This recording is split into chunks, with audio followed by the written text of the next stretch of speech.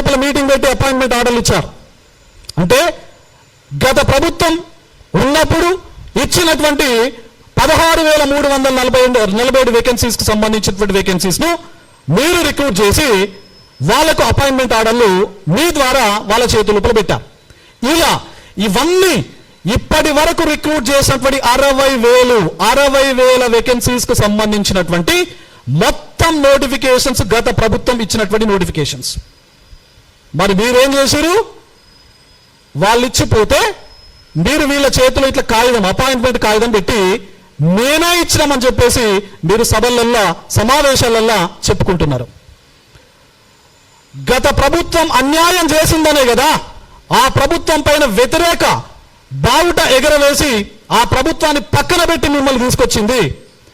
మరి గత ప్రభుత్వం చేసేటువంటి తప్పిదాలకు సంబంధించినటువంటి అనుభవాల నుంచి మీరు నేర్చుకోవాల్సినటువంటి బాధ్యత మీకు ఉందా లేదా?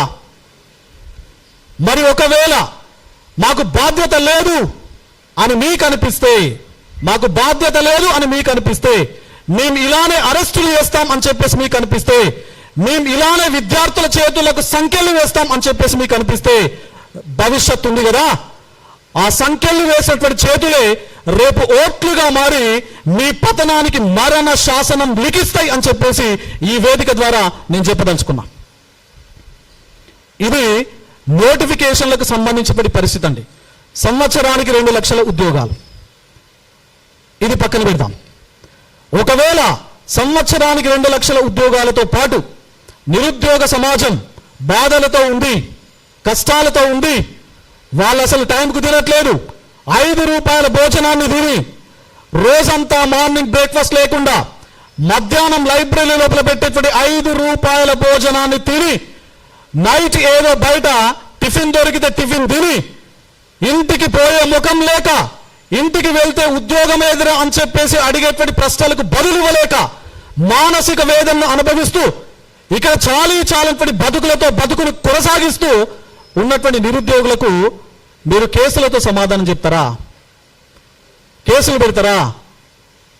వాళ్ళు ఏం చెప్పాలి సమాధానం? ఇంట్లో ఉద్యోగాల నోటిఫికేషన్ లేదు, మళ్ళీ పైగా దాని మీద కేసులు పెట్టి వాళ్ళకు రేపు ఉద్యోగం వచ్చిన తర్వాత కూడా కేసు పేరుతో వాళ్ళను ఇంటెలిజెన్స్ రిపోర్ట్ లోపల తీసేసే ప్రయత్నమే కదా మీరు చేసేది. ఇది ఎంతవరకు కరెక్ట్? ఎంతవరకు కరెక్ట్? 4,000 రూపాయల ఉద్యోగ భృతి ఇస్తా అన్నారు కదా మీరు, నిరుద్యోగ భృతి. మరి 2.5 ఏళ్ళు అయింది కదా, నోటిఫికేషన్లు ఇస్తలేరు కదా, మరి వీళ్ళు బతకాలి కదా, చదువుకోవాలి కదా, హాస్టల్ ఫీజులు కట్టాలి కదా, మరి ఎక్కడి నుంచి కడతారు వీళ్ళు? నిరుద్యోగ భృతి మీరు ఎందుకు ఇస్తలేరు? నిరుద్యోగ భృతితో పాటు మీరు ఏమన్నారు? ప్రతి ఏడాది టీఎస్పీఎస్సీకి సంబంధించినటువంటి ఏదైతే రిక్రూట్మెంట్ ప్రాసెస్ ఉందో సింగిల్ టైం ఫీజు కట్టండి, సింగిల్ టైం ఫీజు కట్టండి. మీరు రాయబోయే ప్రతి ఎగ్జామ్కి ఒకటే ఫీజు ఉంటుంది అని చెప్పేసి మీరు చెప్పారు, ఒకే ఫీజు ఉంటుంది అని చెప్పేసి మీరు చెప్పారు కదా. గతం లోపల 200 రూపాయల ఫీజు ఉండేది. గత ప్రభుత్వం ఉన్నప్పుడు 200 రూపాయల ఫీజు ఉండేది ఒక పరీక్ష ఫీజుగా. ఇప్పుడు రీసెంట్గా కొన్ని నోటిఫికేషన్స్ ఇచ్చారు ఈ government. Deputy educational officer, assistant executive engineer, ఇలాంటి నోటిఫికేషన్లు ఇచ్చి ఫీజు ఎంత పెంచారో తెలుసా అండి? 1000 రూపాయలు చేశారు. 1000 రూపాయలు. అసలు తినడానికే తిండి లేనటువంటి నిరుద్యోగులకి ఉద్యోగ నోటిఫికేషన్ వచ్చింది అని చెప్పేసి అప్లై చేసుకుందామంటే ఆ నోటిఫికేషన్ వెబ్సైట్ ఓపెన్ చేసిన తర్వాత కనబడే ఫీజు అక్షరాల 1000 రూపాయలు.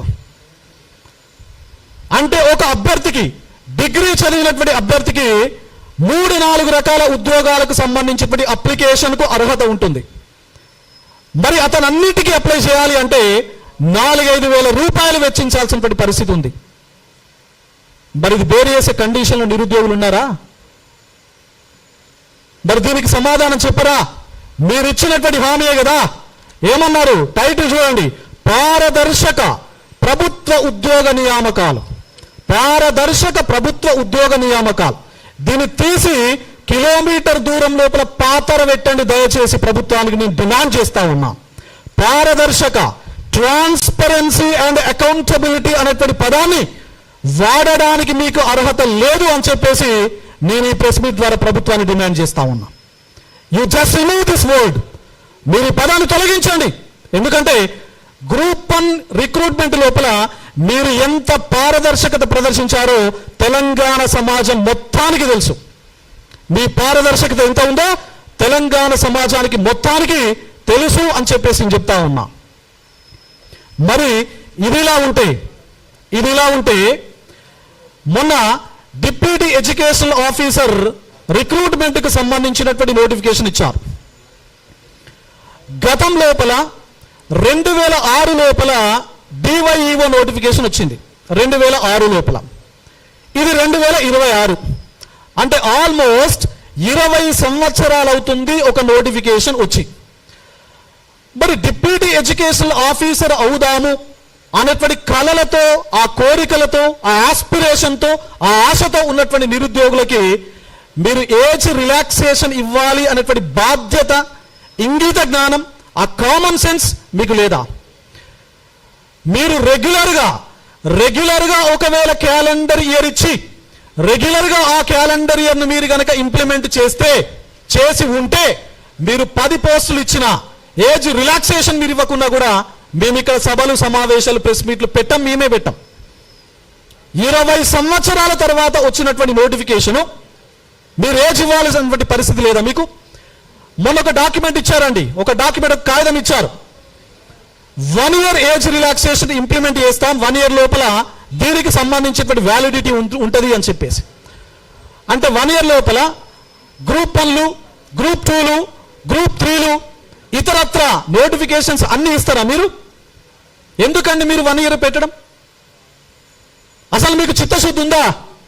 నిరుద్యోగుల పైన, ఉద్యోగ నోటిఫికేషన్ల పైన, ఏజ్ రిలాక్సేషన్ పైన, నంబర్ ఆఫ్ వేకెన్సీస్ పైన మీకు అసలు చిత్తశుద్ధి ఉందా? మరి చిత్తశుద్ధి లేనప్పుడు మీరు ఫేక్ డాక్యుమెంట్లు ఎందుకు రిలీజ్ చేస్తున్నారు? ఎందుకు సర్క్యులర్లు, జీవోలు ఎందుకు ఇష్యూ చేస్తున్నారు? టీజీపీఎస్సీని మేము రిఫార్మ్స్ చేస్తాం అని చెప్పేసి ఒక పెద్ద స్టేట్మెంట్ ఇచ్చారు. మరి ఇప్పటి వరకు ఏం రిఫార్మ్ చేశారు మీరు టీజీపీఎస్సీని? టీజీపీఎస్సీ లాస్ట్ ఇయర్ సిలబస్ను మేము మార్చబోతున్నాం. ఎందుకంటే 2014 లోపల తెలంగాణ రాష్ట్రం ఏర్పాటైన తర్వాత మొదటిసారిగా సిలబస్ను రూపొందించి 10 ఏళ్ళు దాటిపోయింది. కాబట్టి మేము కొత్తగా ప్రస్తుత పరిస్థితులకు అనుగుణంగా సమకాలీన అంశాలను మేళవిస్తూ మేము మళ్ళీ సిలబస్ను రీస్ట్రక్చర్ చేయబోతున్నాం అని చెప్పేసి ఒక కమిటీని వేశారు.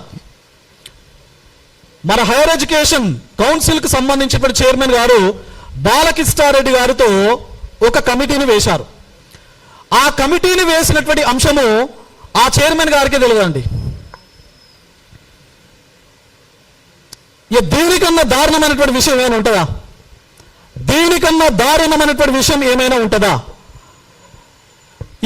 మా పిల్లలు వెళ్ళి బాలకృష్ణారెడ్డి గారు కలిసి సార్ మీరు ఈ కమిటీకి చైర్మన్, సిలబస్ పైన మీ ఆధ్వర్యంలో కమిటీ వేసిరంటే మరి నాకైతే ఏం అఫీషియల్ డాక్యుమెంట్ రాలేదంటాడు ఆయన. ఎటుపోతుంది అసలు? What is an administration? What is a governance? Government మాత్రమే ఈ రాష్ట్రంలో ఉంది. Government is there in the state, but there is no governance.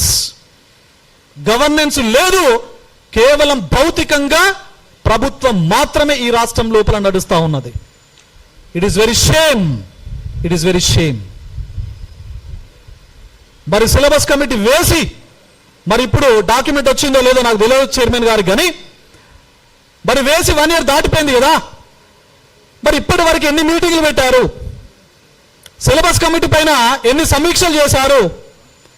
మరి దానికి సంబంధించినటువంటి అవుట్కమ్ ఏంటి? వీళ్ళకు చెప్పాల్సినటువంటి బాధ్యత టీజీపీఎస్సీ పైన లేదా అని చెప్పేసి నేను అడుగుతున్నా. గతంలో బుర్రా వెంకటేశం గారు ఇప్పుడు ఉన్నారు కదా, గతం లోపల పనిచేసినటువంటి టీజీపీఎస్సీ చైర్మన్లు వీళ్ళ సమస్యలు, వీళ్ళ గ్రీవాన్సెస్ ఏవైతే ఉన్నాయో వాటిని రిప్రజెంట్ చేద్దాం టీజీపీఎస్సీకి అని చెప్పేసి ఒక అప్లికేషన్ పట్టుకొని టీజీపీఎస్సీకి వెళ్తే టీజీపీఎస్సీ సెక్రటరీ గారు, టీజీపీఎస్సీ చైర్మన్ గారు గతం లోపల అపాయింట్మెంట్ ఇచ్చి వీళ్ళతో మాట్లాడి వీళ్ళ సమస్యలు విని ఒకవేళ పాసిబిలిటీ ఉంటే ఆ సమస్యలకు సొల్యూషన్ ఇచ్చేవాళ్ళు.